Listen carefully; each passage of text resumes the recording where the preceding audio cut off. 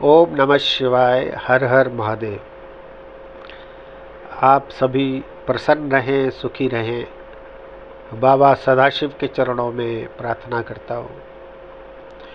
तो आइए आज हम जानते हैं कि सच क्या है,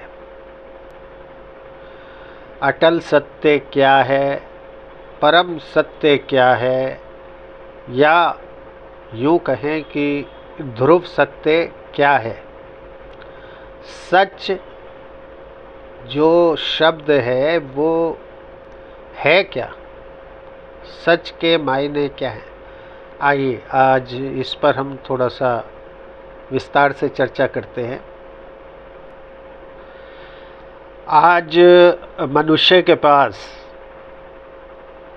एक से एक ब्रांडेड गाड़ियां हैं जो कि उनके गैराज में पड़ी हैं। शायद उनको भी आभास नहीं है कि उनके पास कितनी गाड़ी हैं, और कई मनुष्यों के पास तो इतनी गाड़ी हैं कि उनको खुद ही नहीं पता है कि हमारे पास कितनी गाड़ियां हैं। तो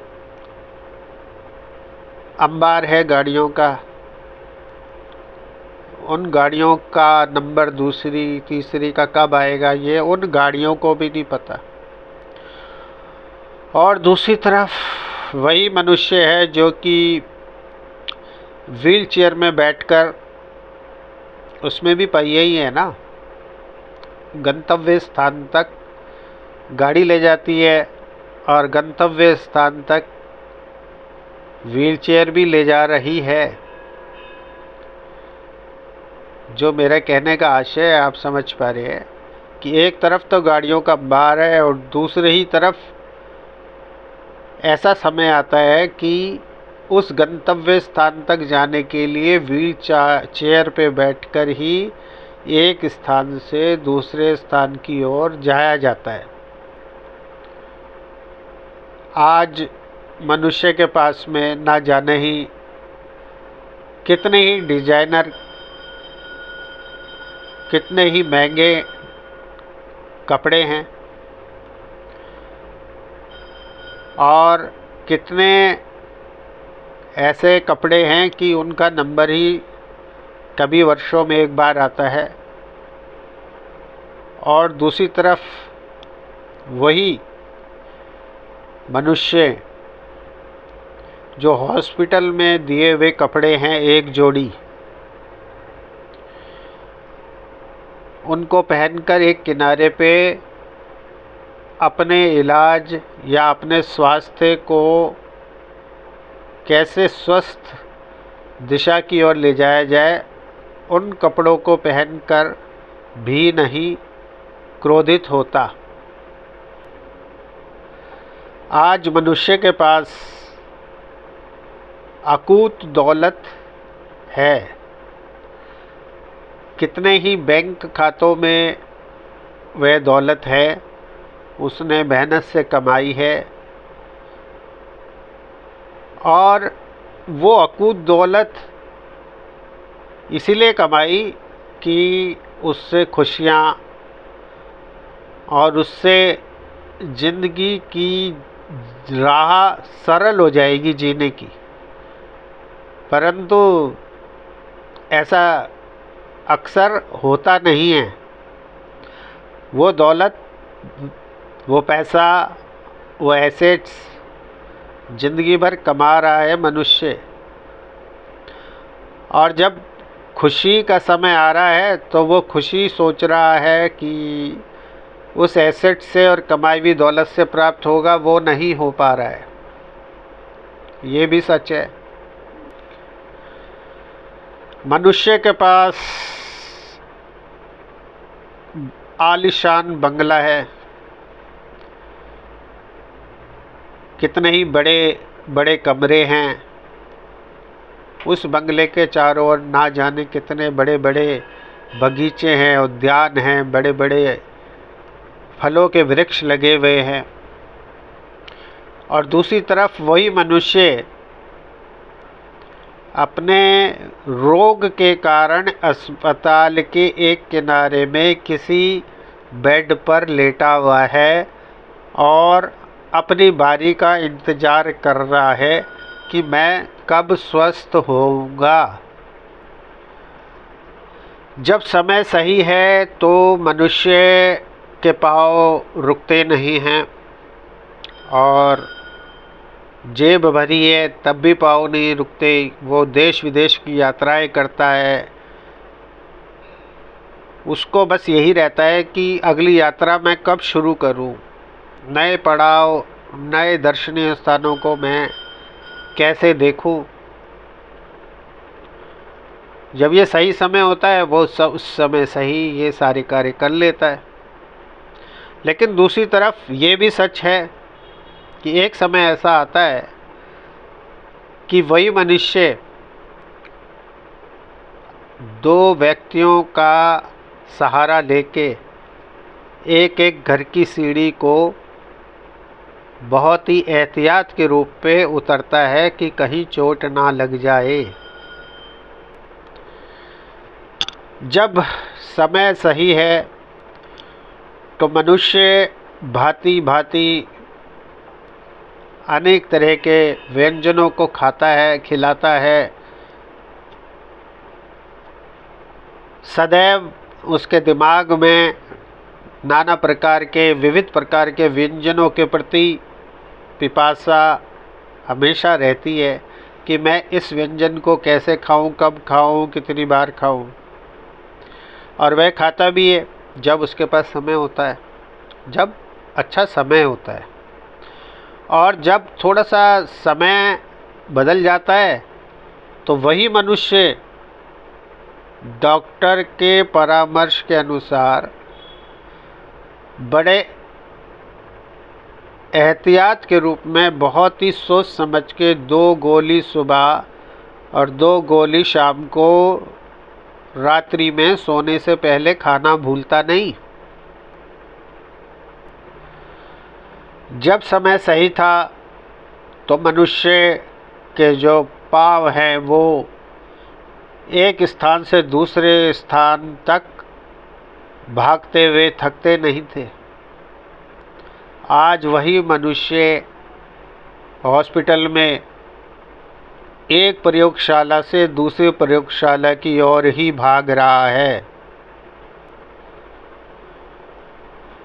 जब मनुष्य का जन्म होता है तो उसके पास श्वास होती है, सांसें चलती हैं, तब नाम नहीं होता। सांस होती है जब जन्म लेता है। और जब इंसान मरता है तब उसके पास श्वास नहीं होती तो नाम रहता है बस। तो आप इस चीज़ को अच्छे से समझ जाइए कि श्वास से लेके नाम तक यही जो जीवन है, यही हमारे जीवन को परिभाषित करता है। श्वास लेना और नाम होना, इन दोनों के बीच में ही हमारा जीवन टिका हुआ है। श्वास और मृत्यु, श्वास और नाम, यही 2 ऐसे शब्द हैं, इनके बीच के खेल के ताने बाने का ही नाम जीवन है। वस्तुतः मनुष्य के जन्म का लेना दूसरी तरीके से देखा जाए तो उसके जीवन की समाप्ति की ओर उसका पहला कदम है।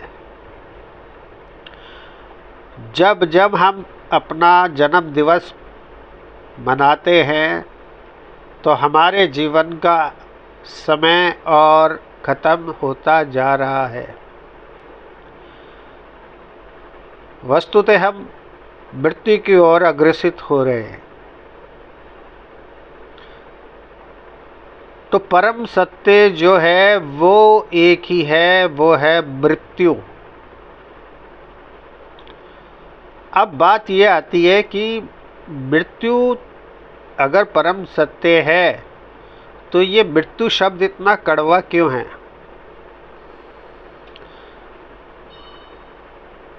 वस्तुतः मृत्यु शब्द इतना कड़वा इसलिए है कि हम जन्म जब लेते हैं और जब हमें अच्छे बुरे का बोध होना शुरू हो जाता है तो हम भौतिक सुखों में इतने लिप्त हो जाते हैं कि हमें लगता है कि जो ये भौतिक सुख हैं, मकान, गाड़ी, पैसा, कपड़े, सौंदर्य प्रसाधन, संसार, मित्र, रिश्तेदार, जितना भी भौतिक सुखों के साथ में और भौतिक सुख हैं, ये सारा हमें लगता है कि ये सब अपने हैं और यही चलता रहना चाहिए, बड़ा आनंद आता है।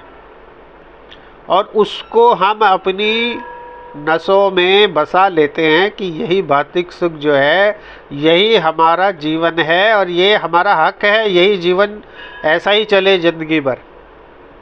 वस्तुतः ये एक कड़वा सत्य है कि ये सारी चीज़ें एक दिन छिननी ही है।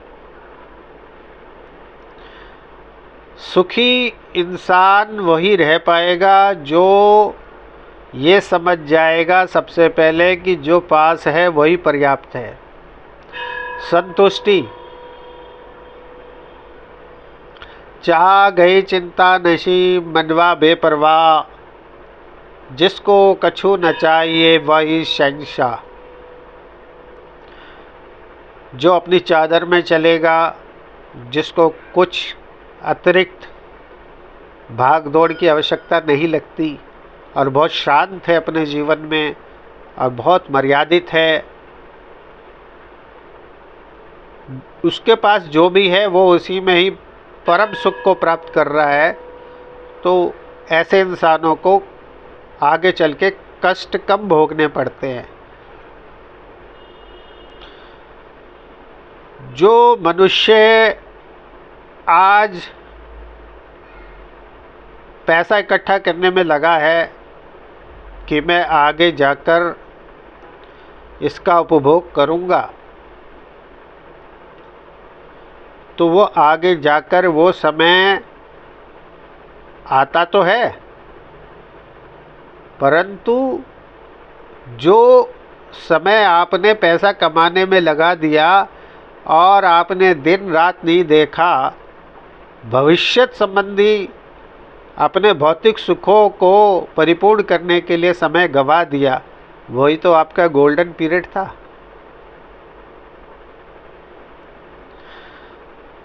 मज़ा तो तभी है कि जब आप उस समय के साथ साथ भी सुख को भोगें, क्योंकि आगे जाके वृद्धावस्था में आप वो सुख नहीं भोग सकते। वृद्धावस्था में शरीर का गिरना स्वाभाविक है, तो आपका जो सबसे उत्तम समय है वो वही है जब से आप पैसा कमाने में, अर्थ संयोजन करने में लगे।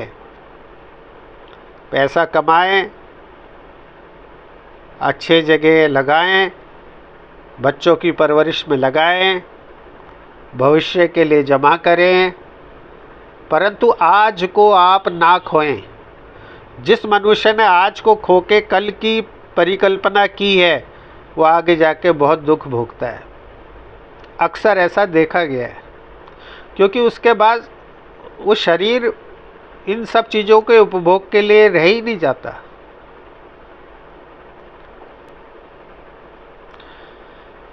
मनुष्य को ये जान लेना चाहिए कि हम एक आश्रम में आए हुए हैं इस पृथ्वी में, और सब अपना अपना किरदार, अपना अपना रोल अदा कर रहे हैं,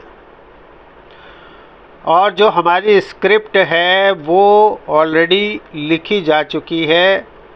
उसके जो डायरेक्टर हैं, निर्देशक हैं, वो परमपिता परमेश्वर है। हमें ये उल्टा लगता है कि हम पैसा कमाने लगे हैं और जितने भौतिक सुख हमने जेब से पैसा निकाला तुरंत खरीद लिया। तो इसका मतलब हम ही डायरेक्टर हैं, हम ही प्रोड्यूसर हैं, हम ही सब कुछ कमा रहे हैं, हम ही हैं। परंतु ये बहुत बड़ी गलतफहमी है। आपके पास पैसा हो सकता है, आपके पास बड़ी बड़ी गाड़ियां हो सकती हैं, आपके पास बड़े बड़े मकान हो सकते हैं, आपके पास बहुत सारे दोस्त हो सकते हैं, आपके पास नाना प्रकार के व्यंजन आसपास हो सकते हैं, परंतु इन सब को उपभोग करने के लिए हमारी 5 ज्ञान इंद्रियां और हमारी 5 कर्म इंद्रियों का सबल होना परम आवश्यक है। अगर भोजन सामने पड़ा है और हमारे को जीवा में ना नमक का पता लग पा रहा है ना मीठे का, तो समझिए ऐसा भोजन किस काम का है। अगर हम स्विट्ज़रलैंड घूमने गए हैं और हमें बड़े बड़े पर्वतमालाएं ठीक से दिख नहीं रही पर ब्लर दिख रहा है, बड़े से बड़े तालाब हैं, नायग्रा फॉल है, जो भी है, अगर आपको सब ब्लर दिख रहा है तो फिर तो व्यर्थ है। आप गए हैं बहुत अच्छा म्यूज़िक सुनने के लिए, बहुत अच्छे भजन संध्या सुनने गए हैं और आपके कानों की ध्वनि 0 हो चुकी है, तो आप सोचिए, परिकल्पना कीजिए कैसा होगा।